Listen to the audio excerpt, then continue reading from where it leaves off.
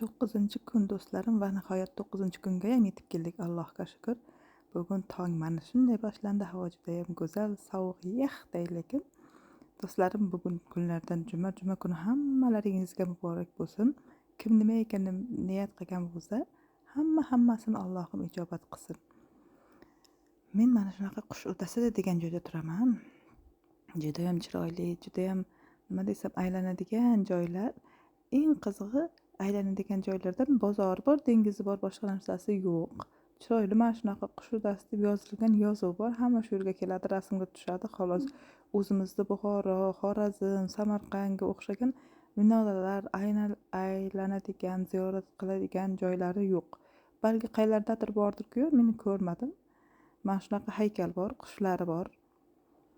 Qush o'tasi degani qush xonasi deganida, nima oti, qushxona bizni o'zimizda ham bor shekilli Samarqandda. Xolos kalom, shunaqa gaplar do'stlarim. Hammaga tong muborak bugun bo'lsin. Bugungi kunlaringiz yaxshi, ko'ngillaringizdagiday o'tsin. Kim nima niyat qilgan bo'lsa, hammasini Allohim ijobat qilsin. Kimda bugun dam olish kuni bo'lsa agar, albatta masjidga boringizlar, chunki bu yerda ayollarga ham masjidga kirish mumkin. Sog' bo'linglar, salomat bo'linglar.